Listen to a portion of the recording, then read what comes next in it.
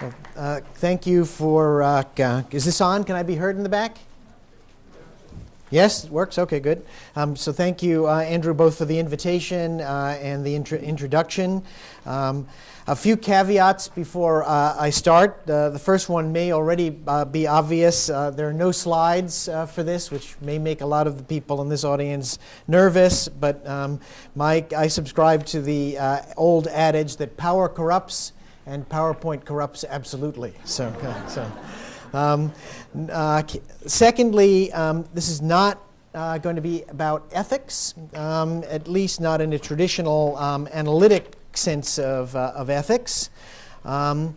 It's actually going to be a story about one patient-physician relationship and an exercise in real-life spirituality. It's going to be also, as a caveat, I have to tell you, very particular. It's going to be Christian, Catholic, and Franciscan. That's not meant to exclude anybody, but I think that in order to reach a level of particularity at which what I'm saying can be authentic, it's got to be that real and that particular. I think there will be resonances for people of all faiths or people of no faith, but it's going to be very personal. And then last, the events that I'm going to describe took place 6 years ago while I was still a Franciscan friar. Some of you may know that I was released formally from vows 3 years ago and married 2 years ago. But just in case you thought I was still a friar and you see a wedding ring, there's no confusion. But with all that, if you want to sit back and enjoy your lunch, this is going to be a story, just a story.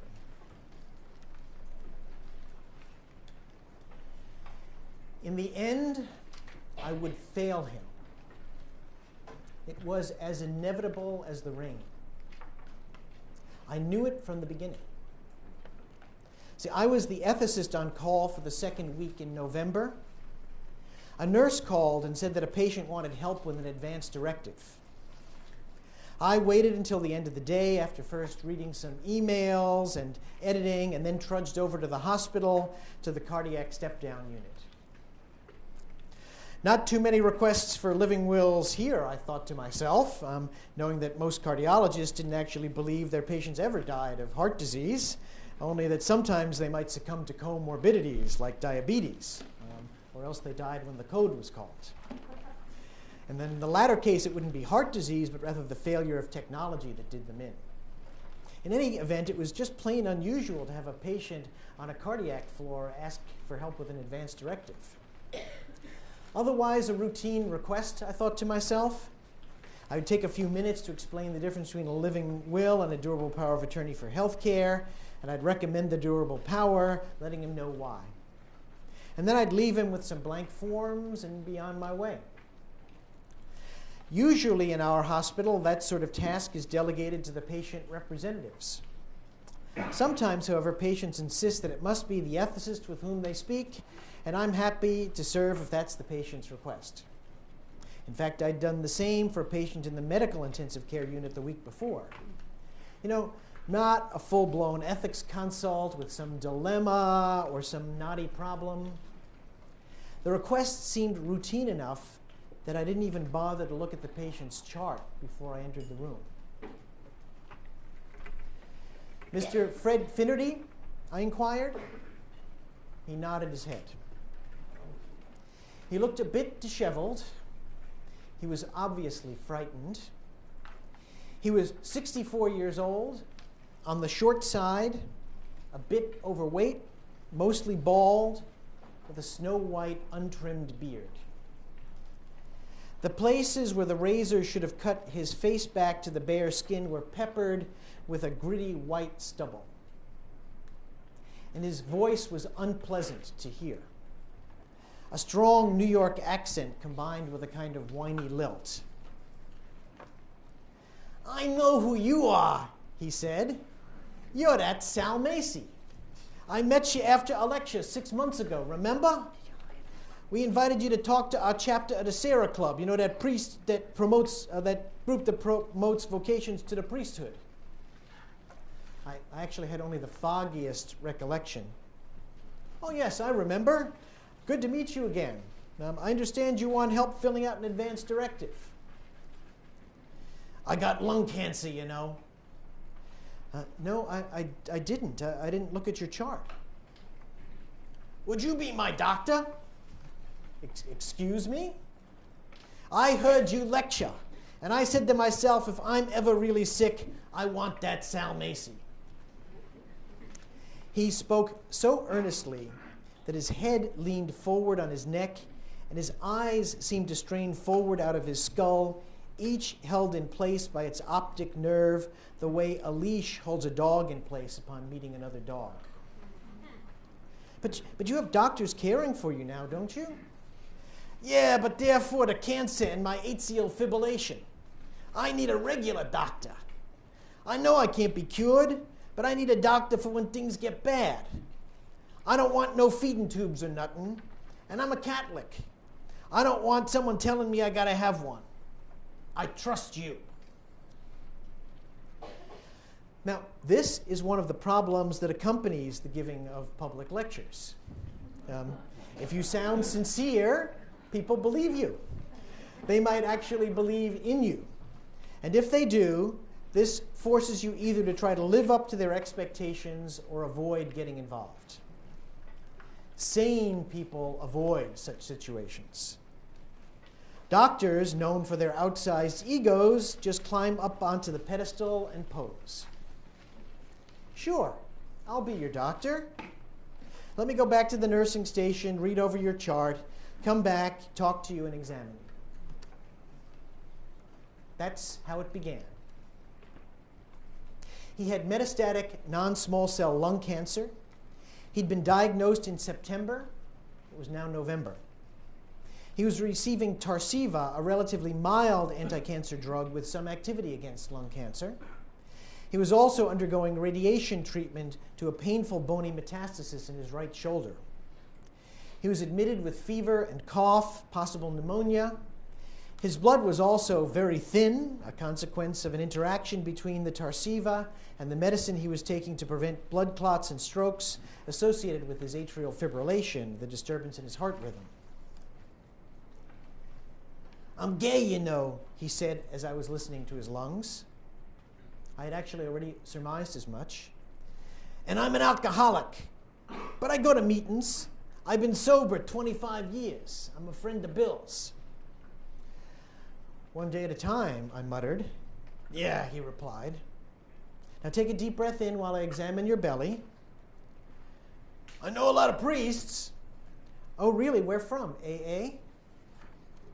"You know I can't tell you that."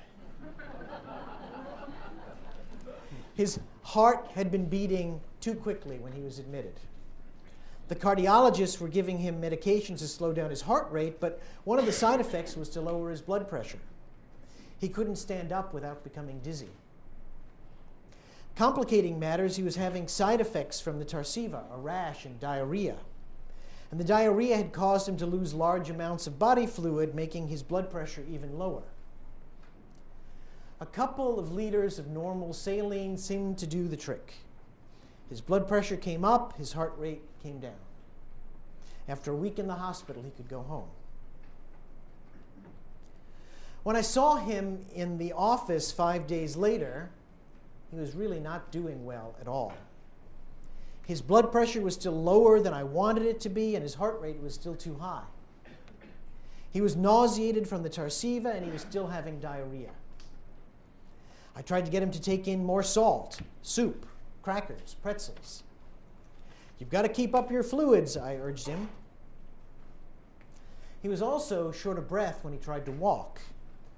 His oncologist blamed it on his heart. I thought it might have been all the nodules of cancer in his lungs.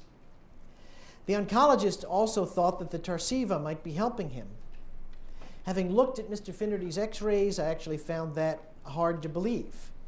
I sometimes wonder who's more likely to be in denial, cancer patients or their oncologists. "Here's my healthcare proxy form," said Fred. "I named Father O'Malley. He's a good friend." "Thanks," I said, and I put a copy in the chart. If we need it, now we know who to call. I want to go to St. Clair's Hospice when my time comes, he said. I don't like that Mount Carmel place. They weren't very nice to a friend of mine. He wanted to go out on passes and they wouldn't let him. They were like the nuns in my grammar school. So much attention to law and order, they lose sight of the big picture. Okay, Mr. Finnerty, but I understand it takes a long time to get into St. Clair's. They're always running full and there's a long waiting list. I can wait. I do live alone, but I cashed in my life insurance and I could use my IRA. I got aides coming to the house and I can get them round the clock if I need them. The nurses come 2 days a week and the physical therapist 3 times. I think it would be easiest to stick with the home nursing service till a bed opens up. But if the list is long, why don't you just put me on it now? Well, I said, let's wait and see what the oncologists say about the Tarceva. It may stabilize your disease and give you more time. We need to certify that you have 6 months or less to get into hospice. I actually believed that he was probably already eligible for hospice. But this was the first patient I had cared for who was being treated with Tarceva. I didn't want to challenge the oncologist with my limited knowledge and experience. Now, I didn't want to undermine the oncologist's message to the patient either. Not only did I say what I did to protect the patient from a dispute among his doctors, but also because in some ways I was an interloper. The patient had brought me into his care right under the nose of his oncologist.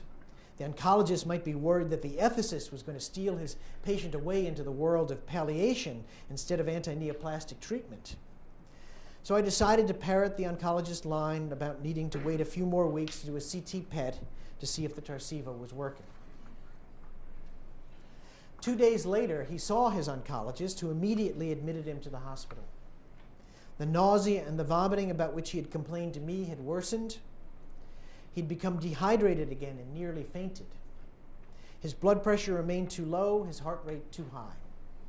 The Tarceva was stopped, and he received intravenous saline once more. His nausea dissipated, his blood pressure came up.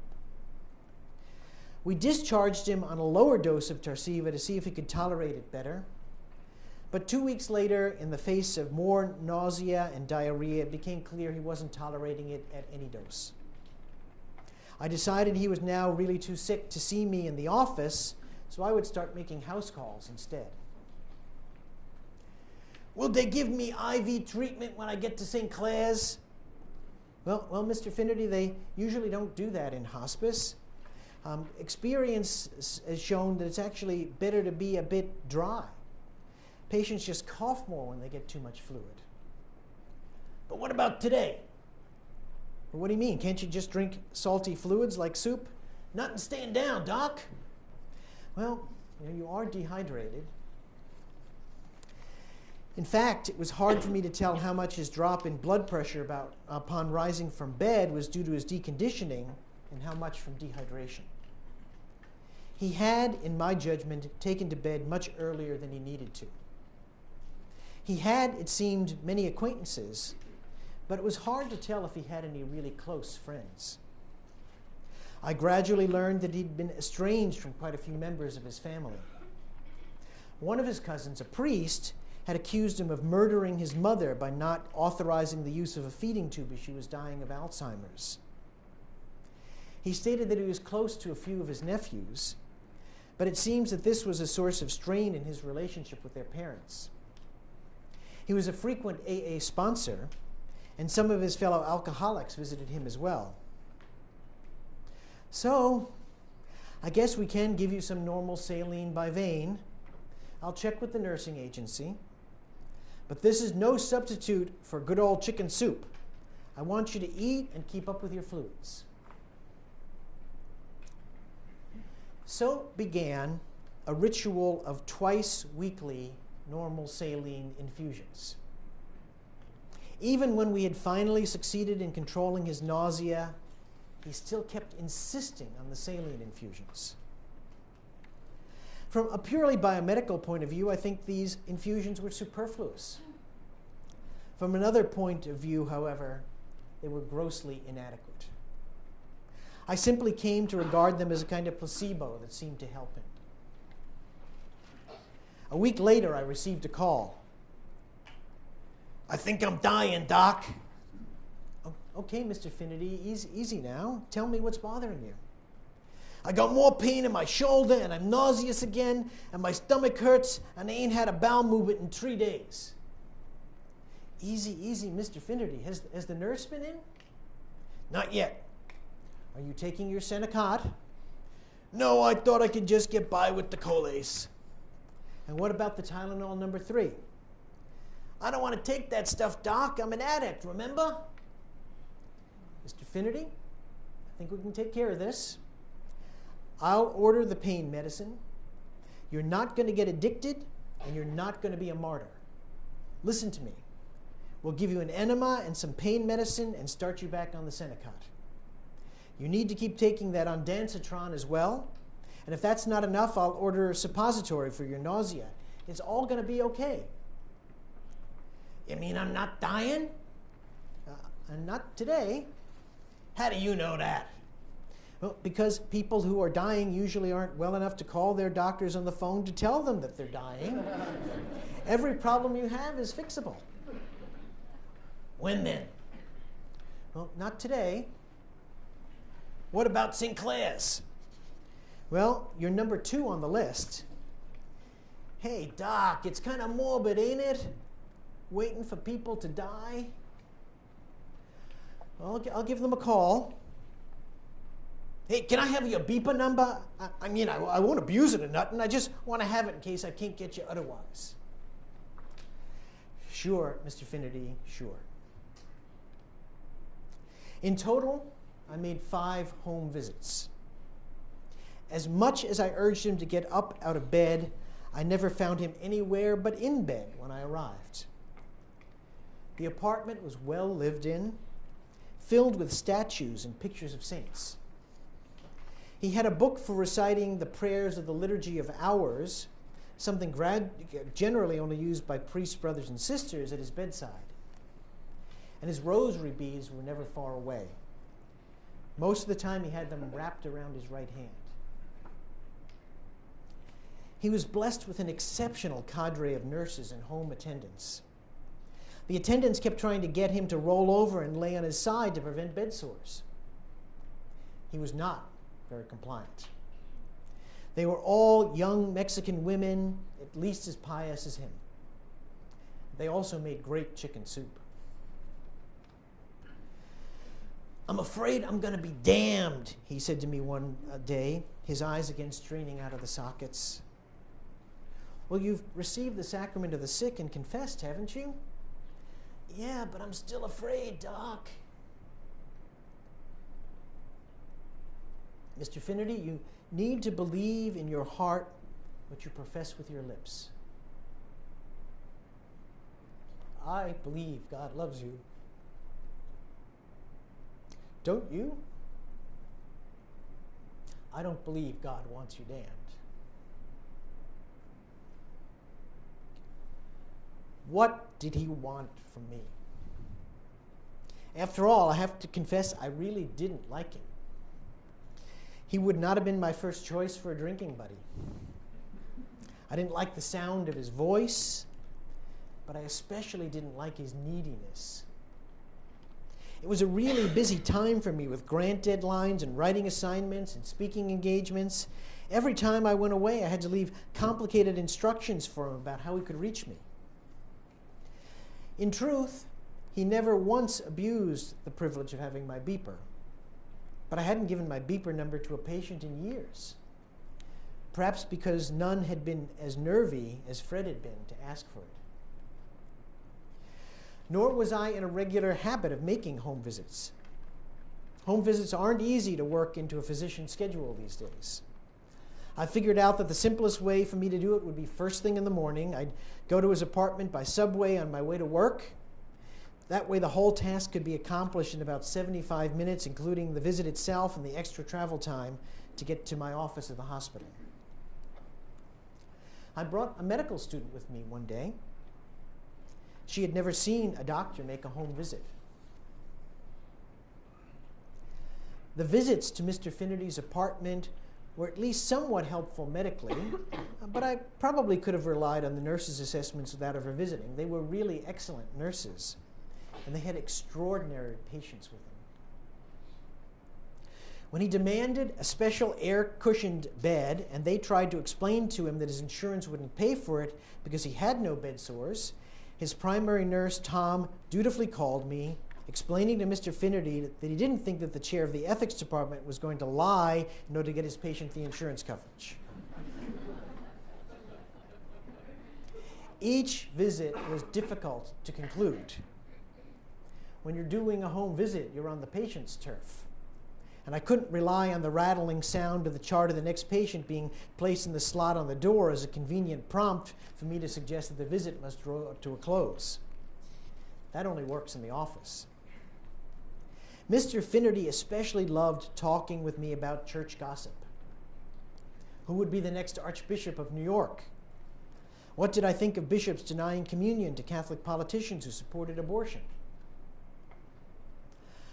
One of the times I was out of town during the time I cared for him was to give a talk on, like this, spirituality and healthcare. And as part of this workshop, I asked the participating physicians to spend 10 minutes thinking about one patient. It's a useful exercise. Try it sometime.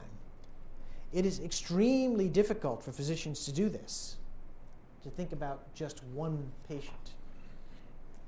Studies, after all, have shown that even when the patient is present and starting to say what's wrong, physicians on average interrupt within 18 seconds.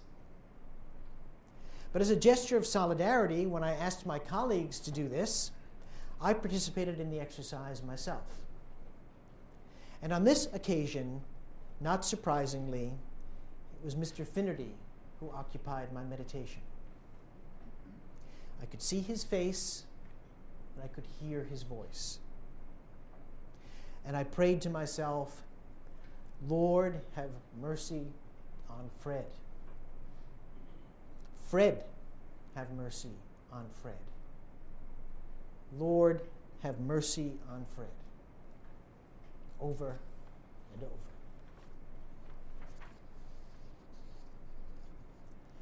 Although he was never exactly cheery, his mood gradually became bluer. I began to think that in retrospect, perhaps even his reluctance to get out of bed might have been a sign of depression that I'd been overlooking all along. Do you think you might be depressed? I asked. I think I am, he replied. Have you ever been depressed before?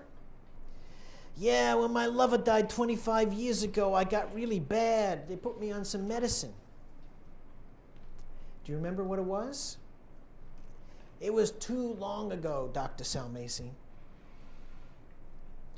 Now, it has always been a puzzle to me how it is that so very many gay people reconcile themselves to the church and its teachings, live lives that seem often to directly violate church teachings regarding homosexuality, and yet are so obviously traditional and devotional in their religious practices. To inquire more deeply, though, would have been mere curiosity on my part, and probably not helpful. Perhaps it would stir up too much that had long ago been buried deeply.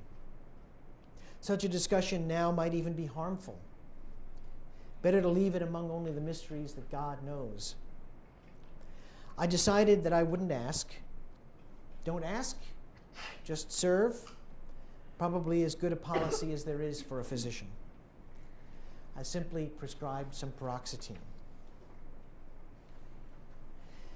Since he lived alone and was fixed on the idea of going to an inpatient hospice, we never did apply for outpatient hospice. We decided that the regular home care nursing program would be good enough as a bridge to hospice. In fact, it was more than enough. 11 weeks after stopping the Tarsiva and having immediately made application to St. Clair's, he still had not been admitted to hospice. Waiting times for inpatient hospices can be extraordinary in this country. Most of his best hospice time was spent playing that morbid game of waiting for other people to die. In fact, however, he had hospice care without the name. His home care nurses were wonderful. His aides, that cadre of young Latinas, were strong and joyful, delightful and caring. He had had very little pain through the course of most of his illness. He never did develop a bed sore despite his early trouble with diarrhea and the fact that he infrequently left the bed. But he did lose weight. His appetite remained quite poor. Nonetheless, he could still read the papers, pray the rosary, and tell people what to do. In examining him, he seemed to remain free from jaundice. His lungs were clear. His liver was only slightly enlarged. But one day, I felt a new right supraclavicular node. And with my fingers lingering there just a second, he felt me feeling it. "What'd you find?" "A lymph node, Mr. Finnerty." "That means I ain't got much time left, huh?" No, I don't think it means that. It does mean that the cancer's growing, but I don't think you needed me to tell you that. "Does it mean it's going to go to my brain?" No, I don't think it means that. 2 weeks later, at the end of February, however, things suddenly changed. He began to complain of more pain in his shoulder and in the abdomen. Up until this time, Tylenol number 3 had been sufficient. Now we changed over to hydromorphone since he had some in the house. He called my office one morning and sounded a bit confused. The aides began to panic. I called and asked his nurse, Tom, to see him to let me know what he thought. When he called, he said, "I think he's dying, Dr. Sulmasy." "Well, then maybe we need to start a morphine drip. He has that Heplock in place, so we can just hook him up." "But it's Friday afternoon. The home infusion team is going to be tough to mobilize. Can he still take pain medicines by mouth?" "I don't know, let me see," Tom replied. "Maybe if I crush the hydromorphone and put it in some pudding, I can get him to take it." He called a few minutes later to report that it had worked. Later, I spoke with the supervisor for the home care nursing team. "We need a plan for the weekend, doctor," she said. I said, "I'm with you. I was just trying to sketch out a plan myself." The home IV infusion team had confirmed that they would not be able to start intravenous morphine until Monday. The home health aides were not legally authorized to give injections, so subcutaneous morphine was out. And the smallest fentanyl patch available was still too potent given how little pain medicine he'd been requiring. The supervisor tried calling pharmacies, and none of them stocked morphine or hydromorphone as suppositories. "But I'm an old hospice nurse," the supervisor said, "and so is the nurse covering for Tom over the weekend. We'll just make our own suppository over crushed pills if he can't take the medicine by mouth." "A deal," I replied. "And I'm around all weekend. I'll keep my beeper on, and I'm certainly willing to sign the death certificate." I visited him for the last time that night.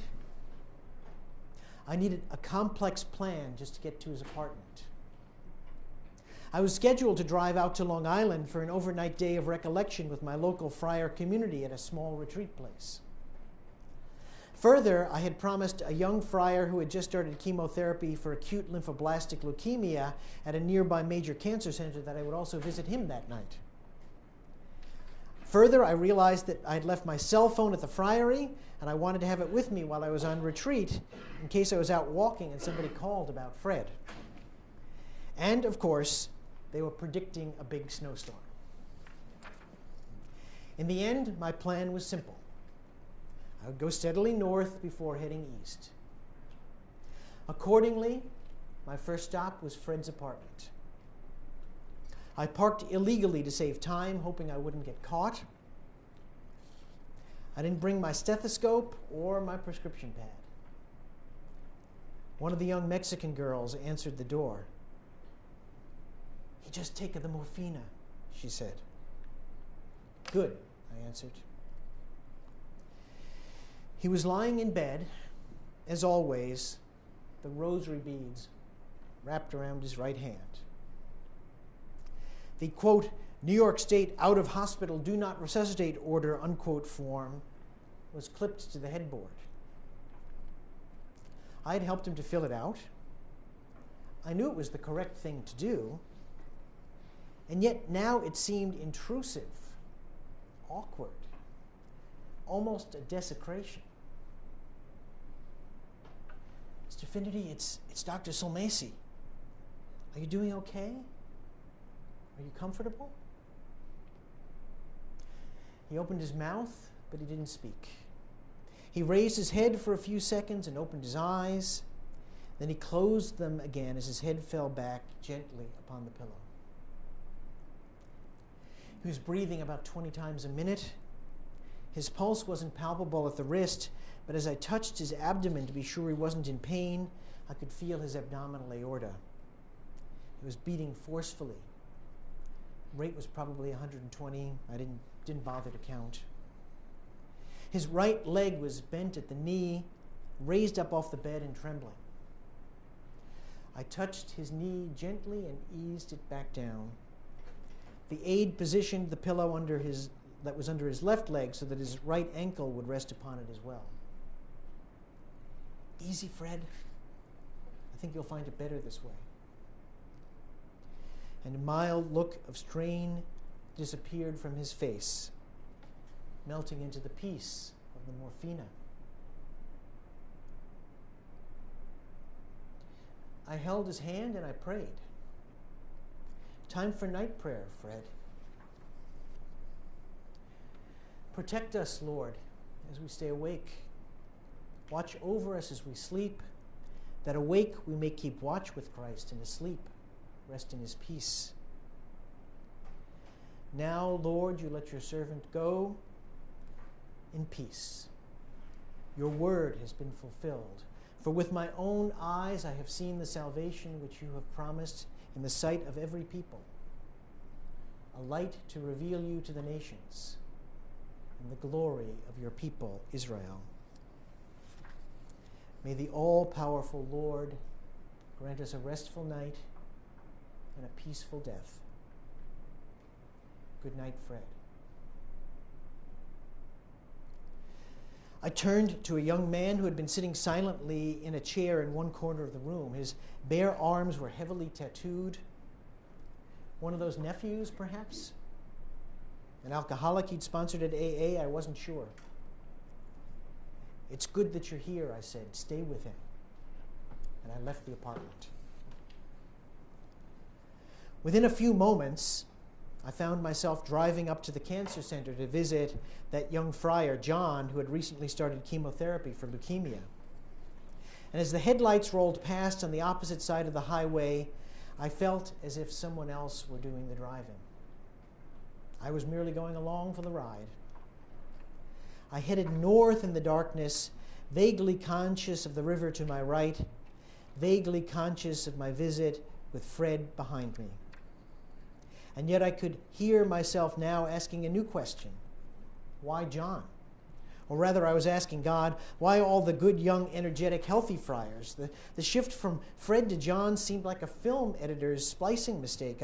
The scene had changed, but the scene was from a different movie.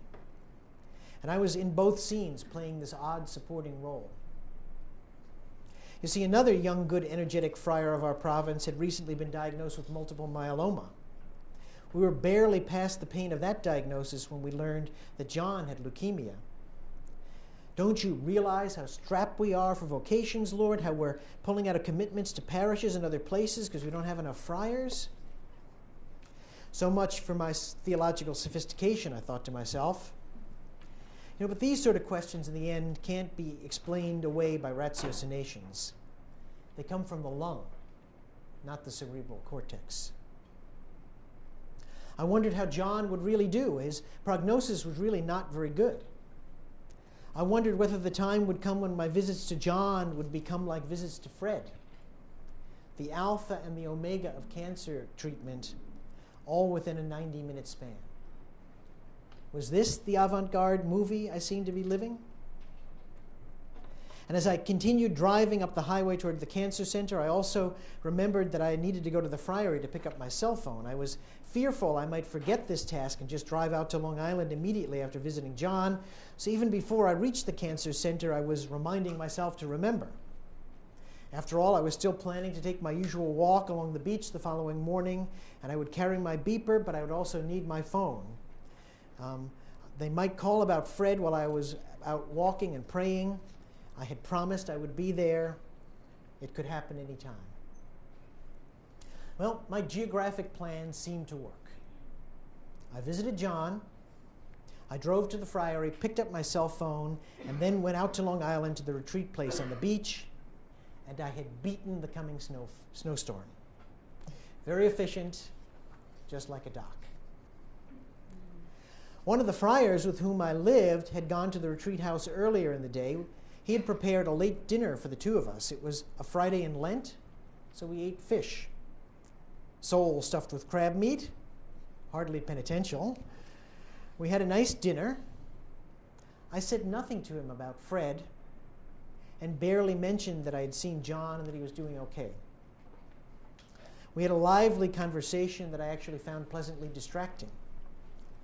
Before we knew it, it was 11 p.m., so I washed the dishes, picked out one of the guest rooms, and prepared for bed. The snowstorm that had been predicted by the weather forecast never did arrive.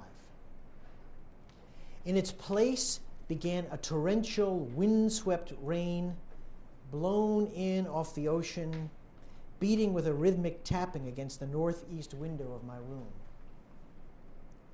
No snow, no sleet, no winter lightning, just the rain.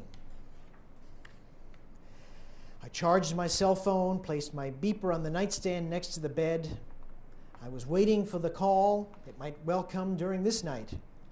I would instruct the nurses and the family, bring a note of calm, and finally bring Fred's story to a close.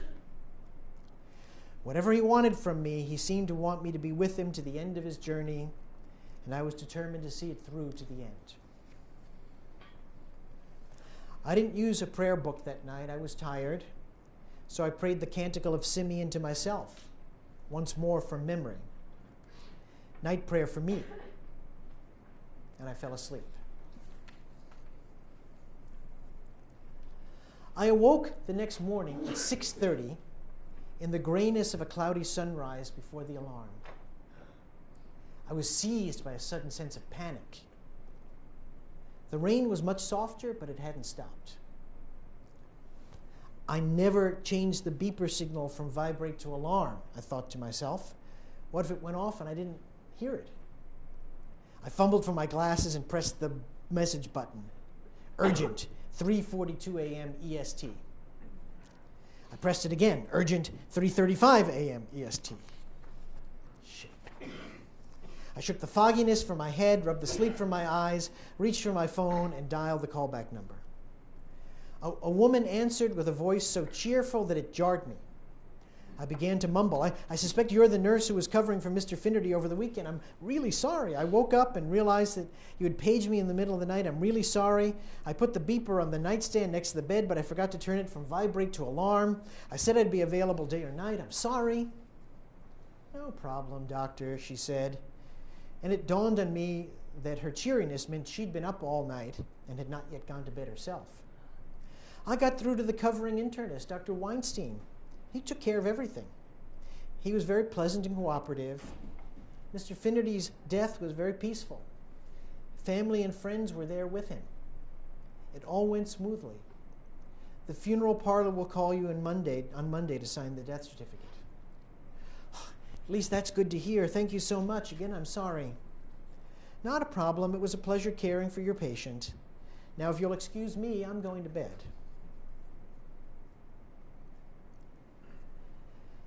The showers were now alternating with hints of sun. I looked out the window and saw a small patch of blue amid the lessening gray. I knew that the rain would eventually stop and I'd be able to get my walk on the beach in after all. The weather did clear and I made it to the beach. I walked along the ocean for miles. The salt air and the sound of the waves seemed just right. But as I walked, I could not stop thinking about Fred. Every once in a while, I stopped walking, turned away from the beach, and looked out over the wide, storm-stirred ocean, seemingly endless in its expanse. Myriads of sunbeams were striking the surface and dancing an angelic and brilliant ballet. At such times, the ocean can seem infinite. And yet I knew it was not infinite. I could see the horizon, and horizons enclose us in the finite. Even this massive ocean, I thought, even this Atlantic Ocean was finite. Fred had demanded salt and water. But even the depths of this ocean would not have supplied enough saline for Fred. He so desperately needed the salt of the earth. If we could have infused all of the saline of all of the oceans in the world into his veins, it would not have been enough for Fred. My guess is it would never be enough for any of us. I prayed that Fred's needs were now fulfilled, and that all the neediness I saw in him and knew that I could not fulfill had now been fulfilled. I began to thank Fred now for all he had taught me about my own needs and my own insufficiency. I sensed, too, somehow that I was not alone. When I looked around, I couldn't see a soul, but I had the sense that I was not alone. Not now in my walking, not then whenever I visited Fred, or had seen him in the office, or in the hospital.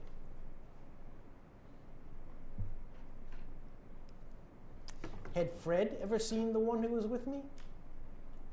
I wasn't sure, but I finally realized as I walked along the beach and prayed that it had not been me that Fred had been looking for after all. Not ever. Never. Each time he asked me for something, or asked anyone who cared for him for anything, a sleeping pill, a hospital bed, an enema, another infusion of saline, he was really looking for something else. Had he noticed? I knew that I had not noticed, at least not up until this moment. See, I had thought all along that Fred was looking for me with his pleading eyes and his plaintive voice. And I had quietly resented his calls because I knew that I could not meet his needs.